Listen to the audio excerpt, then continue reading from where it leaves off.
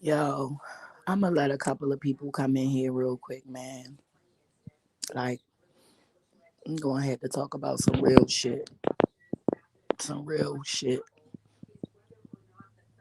Some real shit, yo. I'm gonna give everybody about 3, 4, 10 minutes to get in here.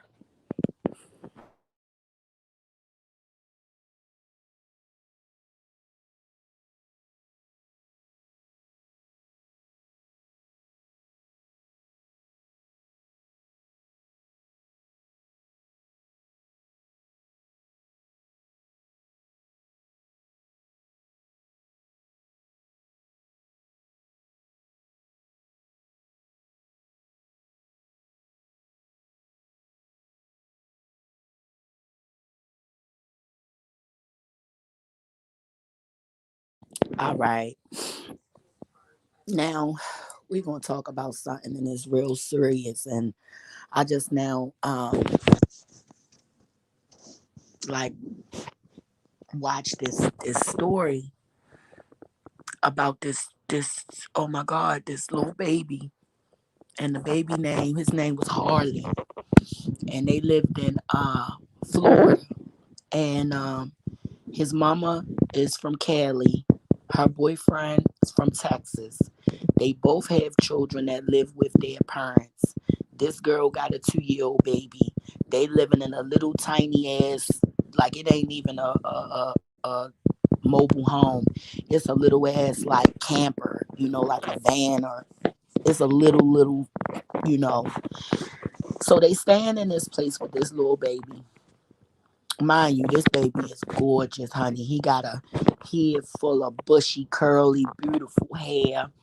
He all short and stubby, like the little toddlers be, child. And he just as cute with his little glasses on, girl. He put his little glasses on upside down in his little picture.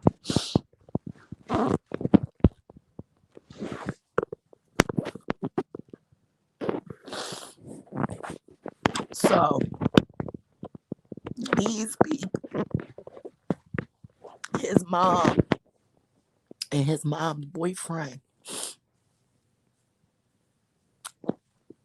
the baby being a baby, they got this baby in this little tiny trailer. The baby is in the trailer for a whole week. He ain't been outside. He in there with a whole fucking child abuser. His mama worked 2 jobs. She a waitress, and she just, pretty much work to smoke weed and, do dumb shit. And they smoking little 20 bags of fucking. So the baby broke a cup or something. He text the girl and tell the girl who was the mother, oh, he just broke something. She texts him back, well, fuck him up. He beat the shit out the baby and sent her the pictures talking about talking about so nobody won't say that he getting abused. His baby hair was pulled out. They had been abusing him. People had already called CPS, but whatever, for whatever reason, they still had the baby with him. Okay. So one day, the baby had got into something, or the baby did something. Something happened where the baby was being, and this is the craziest shit in the world I ever seen in my life, yo. I don't know how people pick men over their kids. I don't know how people can hurt kids, yo. So this fucking demonic ass nigga, this demonic ass nigga, he done beat the shit out the baby, scratched little baby all in his face, just beat on him. Sends the pictures to the mama, and she talking about don't hit him with a belt, it's leaving marks on him.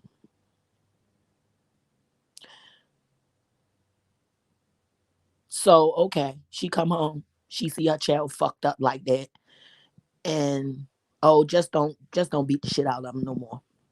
They go on about their business, they go to bed. Okay, little while pass, the baby is home with this man. Every Every time she get ready for work, she said the little baby will run and get his clothes too, because he wanted to leave too.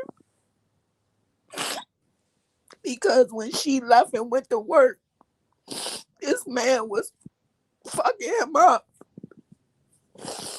So then, so she leave out one day, go to work, the baby home. Now, mind you, every beating he has given this child, every ass whipping he done gave this child, yo, he done sent this bitch pictures and shit. So she know he doing it. She know he doing that to her baby.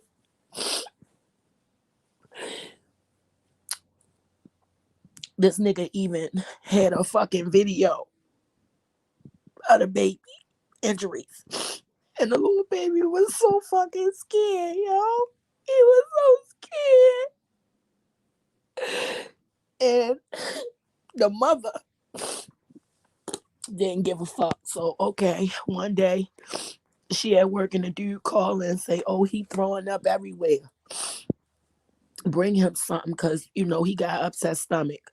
She get him something. She come home. Okay. When she get home, dude tell her, oh, he ain't moved out of that spot since you left.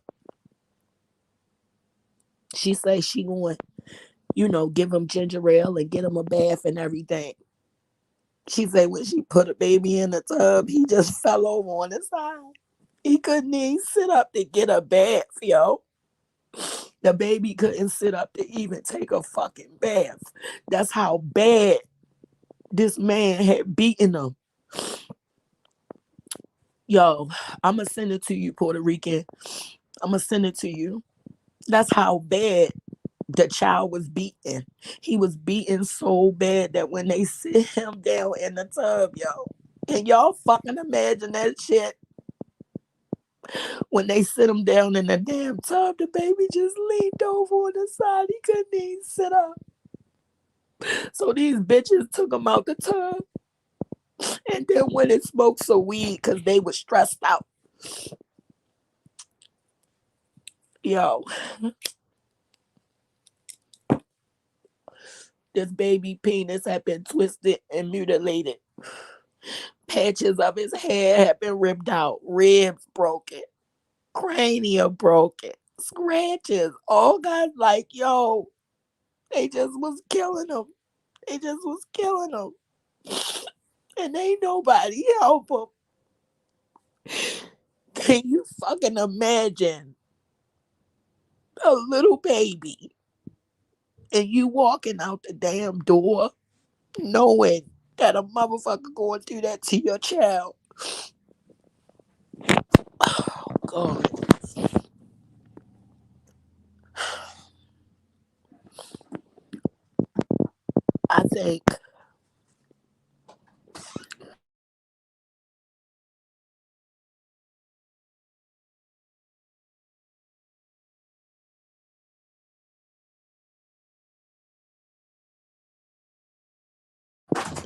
I think at this point that anybody that's in agreement with child abuse, anybody that is co-signing child abusers, anybody, if you agree with that, if you letting a man beat on your babies or touch your babies inappropriately, kill yourself. Kill your fucking self. Kill yourself because that baby don't fucking need you. You don't serve him no damn benefit. Yo, hold up. Yo, this poor baby, I'm going to tell y'all. Poor baby, yo. God have mercy on his soul. It was in Davenport, Florida. It happened on August the 3rd, 2018. It happened 2 years ago. And the baby, his name was Harley. His name was Harley, and he was a gorgeous child. A gorgeous child. You hear me? A beautiful baby. and they beat this child. They beat this baby like he was just. I can't even fucking deal. Like I was just minding my business and I seen it and I looked at it. I, Puerto Rican, I can't deal with that type of stuff. That type of shit right there. That shit sent me to a whole nother place. A whole nother fucking place. Mm, mm, mm. That's what I'm saying, yo. What's up with these people? I got look. Hmm, that shit just now pissed me off so fucking bad, yo. I damn near. I mean, it just set my whole fucking world ablaze. I look and I see this beautiful child. So before I go, because I'm traveling today, he was found in a chair. I can't deal. I can't deal. So I'm going to read a passage from T.D. Jakes' Soar. Okay. The name of the book is called Soar. It's called Building Your Vision from the Ground Up. And I'm into, self help and anything motivational. Okay. So it's the chapter is chapter 1, Ignite Your Flight. So I read a chapter from this book every day on here. Anybody that want to join, you can. If you don't, you don't. But this is what I'm into. I'm into progressive things. I'm into um higher thinking, higher learning, higher frequency, higher goals. All right. It says putting your vision in motion. Flight without feathers is not easy. Play this. People ask me, how do you do all the things you do? How do you juggle your ministry with speaking, filming, producing, recording, and writing? These questions are followed by further interrogation about the various endeavors that consume my energies and how well others can similarly turn their passions into possibilities as well. While there's no one size fit all answer, I love to address these questions because my answers can be found in the way I see the world and my role in it. Simply put, I consider myself an entrepreneur, although that is the high cotton term, as my grandmother would say. In fact, I come from a family of entrepreneurs, but we never used that word to describe ourselves. My father always said he was just trying to hustle and stay in the game like everyone else. You may find the term hustler an irreverent way to describe my dear old dad, Ernest Jakes, but no other word comes to mind to convey his combination of boundless energy, desperate innovation, and relentless determination. My father was a good man, hardworking and relentless. The vision for his life wasn't to be rich or famous. He considered such an aspiration too high for someone so low on life's proverbial totem pole. My father was hustling just so we could get by. If he worked double shifts and weekends so that he and my mother could finally afford amenities like a doorbell, carpet in our living room, and maybe if they could save up enough, a garage where he could store his tools and protect his truck from the elements. My father wasn't devoid of ambition, but it wasn't the driving force in his heart. He was a black man in the 60s, raising a family in West Virginia who didn't have time to think about what he could acquire beyond meeting our basic needs. He wasn't dreaming about shiny new Cadillacs or gold plated bathroom fixtures. He was just trying to buy a house for his family that perhaps had more than one bathroom and maybe a bedroom for each of his 3 children. Those were his goals. They were simple, and he was focused on providing for his family. And in order to do that, he had to hustle. Attitude affects altitude.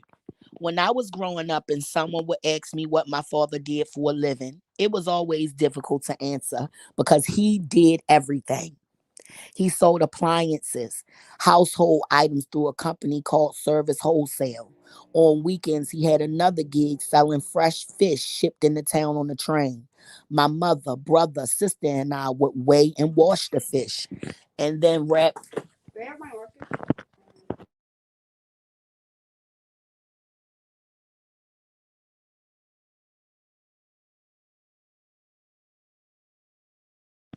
My goodness.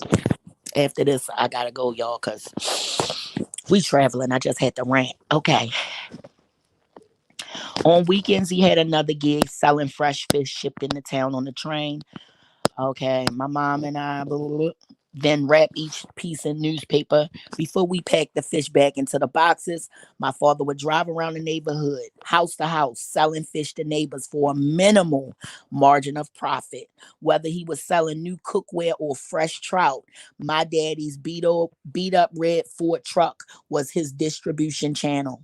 That truck also served to get him to his other jobs, such as odd jobs for neighbors and cleaning up after hours for local businesses. Fortunately, in the process of working all these jobs, my father finally stumbled upon a business through which he was able to drop many of his side endeavors and focus on one primary enterprise. He gradually went from being a jack of all trades juggling many jobs to a singularly focused entrepreneur. We had others in our community who paved the way. A few black doctors and lawyers with their own practices. Those educated men had to hustle up their own businesses too. But because they were educated, they knew there was more to business than just making a sale. They knew you had to be well rounded in business, providing the service as well as the management. Looking back, I suspect they learned this lesson quickly, although my father never did. He didn't wield a college degree the way they did and never had a wealth of opportunities. What he did have was a mop, a bucket, a strong work ethic, creativity, and a can do, never quit attitude. With that, my father started a janitorial services business, beginning as a one man operation cleaning office buildings. My father scraped and scrambled in order to do all that he needed, getting new customers, spreading the word, and of course, the actual cleaning. Over the years, he built his company to more than 50 employees with contracts all over the state. He had to get an office after a while and eventually hired a secretary, Greta, who had bright red hair. Although his business was growing and he was providing, my father was never able to break through to a higher level because of his mindset. He got the wings of his vision off the ground, but he never left that low altitude of his I have to do it all attitude. He struggled with managing his businesses and his employees because he ran it the same way he had when he was selling fish from his truck. He was still out there talking up business instead of taking care of business.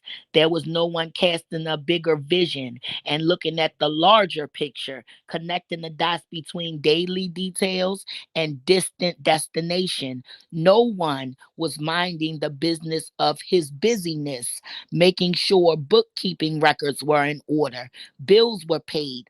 Customers were paying on time. My father's vision was limited. He was able to build his flying machine and get it in the air, but he didn't know how to let it soar.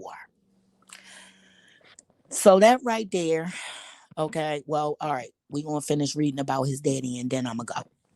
My father came by his work ethic honestly though. It was in his DNA because his mother, my grandmother, was a force to be reckoned with. It had been pressed down to her through the generations because her grandmother had to pick cotton for slave masters. So she passed the do whatever it takes drive on to her children. My father wasn't the only entrepreneur in our house. My mother was a teacher by day. But when she came home after work, she took the little bit of money she and my dad had set aside and invested in real estate. She rented out small homes and apartments, collecting rent until the day she died. So in our house, the entrepreneurial mindset was a family heirloom passed down through generations. That's how their entrepreneurial example, the legacy of their love's labor, was passed on to me. When I was growing up, however, I had no idea my parents were setting examples that would influence my future. I didn't know how, what was happening, or realize what I was absorbing from listening, watching, and contributing to their endeavors. No one could have had no one could have the kind of hustling work ethic they had and not impact their children. Through the years, their creativity and resourcefulness got in my head, inside my bones, part of my skin, and etched itself on my heart. My family's own your own business, earn your own money, laziness is not accepted. Work ethic hit me before I was even a teenager. As a boy, I delivered papers, sold Avon, sold vegetables from my mama's garden, and that work ethic stayed with me as I entered the ministry. I started off with only 10 members in my storefront church. So, of course, not only did I keep my day job, I also worked odd jobs to support my family and the church. My siblings were equally affected by our parents and their expectations for us. We were taught to be creative, build our own, to do whatever had to be done. Today, my brother's a realtor, my sister's an author. We all know how to work with what we've been given. We're all entrepreneurial in some way. And it wasn't just us. In various ways, my cousins and other kin are all entrepreneurs too. Hone your hustle. Sadly, my father died when he was 48 and I was only 16. They said that his cause of death was renal failure brought on by hypertension, but I disagree. That may be the medical explanation, but I believe my father died due to his inability to transition from struggling to soaring.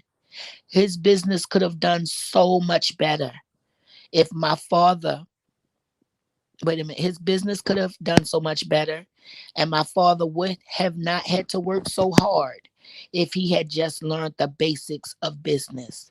I truly believe that his janitorial operation would have soared if he had a bigger vision for its potential and gotten the know how to manage it properly. All right, we're going to finish reading about his father, and then I got to get back to my little one. My father's vision was limited. Plus, he never had the administrative management and leadership training necessary to take the tremendous opportunity he created with his janitorial service and turn it into a larger success. To this day, I can't help but wonder what my father might have been if he'd been able to build a bigger vision for his life, and then on a practical level hung up his mops, handed over his brooms and buffers to his employees, and traded those responsibilities for developing a business plan, a marketing strategy, monthly reports. If my father had been able to catch that vision and make that shift, I'm convinced it would have ensured his success. He may have lived a longer life without the constant stress that goes with the hustler's mentality. While it's important to have a vision and drive, that hustler's mentality inside of you, that longing to be your own boss and run your own business, it's not enough. As necessary and commendable as that kind of work ethic may be, you still need to make a shift if you want to fly and soar to new heights. Otherwise, you will keep circling and hovering within small, familiar spaces. If you want to soar, then you must hone your hustle into the engine of an entrepreneur. When I travel into inner cities where the economy has slowed to a crawl, I see people trying to survive. Some are selling illegal substances. Others peddle black market electronics or designer merch. Others taking cleaning, Uber, hauling garbage, helping people move. They young and old alike, teens and trailblazers, scrambling to keep their heads above water. But such economic intensity occurs not only in the hood, because when I go to Manhattan and walk down Fifth Avenue, I pass well dressed professional men rushing to advise clients to meet with merchandisers, working late hours and doing whatever it takes to reach optimum potential. I see vendors selling hot dogs, tacos, roasted nuts, young street performers. They're all entrepreneurs in their own way, using what they deem most marketable in exchange for necessities, mortgages, student loans, or just to buy something to eat. Some have a vision that they want to build and may be striving to get ahead and enjoy a luxury product or exotic vacations, a retirement, a nicer home. Some may even be desperate or misguided, but none are lazy or apathetic about human survival. They all have a reason for doing what they're doing, and that's where you too must begin. If you want to shift from expending energy trying to get off the ground to actually flying as an entrepreneur, then you must identify your motivations. For many of us, economic advancement may seem the obvious goal, fueling the internal engine of our ambition. But I must caution you that if making money is your motivation for launching your venture, you are automatically limited. Wait a minute. Wait a minute. I must caution you if making money is your primary motivation for launching your new venture, then you are automatically limiting how high you can fly. Yes, you can build your flying machine, get it off the ground, may even be able to airborne for a considerable amount of time. At some point, however, you will become so fatigued with jet lag from your journey that you will easily and quickly walk away. Making a profit is a major indicator of a healthy business. Entrepreneurs want to succeed financially as much as anyone, but they also want to create something, to build a new kind, to build a new kind of product, service, or invention that is uniquely their own. Others will have gone before them and started similar restaurants, cleaning businesses, salons, boutiques, but none of their predecessors will have utilized the same exact combination of resources filtered through their one of a kind blend of imagination, inspiration, innovation. For the entrepreneur, making money only creates more opportunities for advancement, enhancement, and expansion. Nothing wrong with working. There's nothing wrong with being motivated by the desire to make more money and elevate your family's lifestyle. However, when money becomes your primary motivator, you will typically stall out quickly. If you're only concerned about profit margins, not the bigger picture, you will cut corners for short term gains and lose sight of quality aspects of your endeavor. In the Bible, we're told, for the love of money is a root of all kinds of evil. Some people eager for money have wandered from the faith and pierced themselves with many griefs. Timothy 6:10. Notice it's not the money that's the problem. It's our love for it above all else. Financial motivation must be tempered by a clear vision of what you want to accomplish and the sheer passion for whatever field, industry, cause, or product you hope to bring to the rest of the world. You must have a passion for adventure, for discovery, for new people,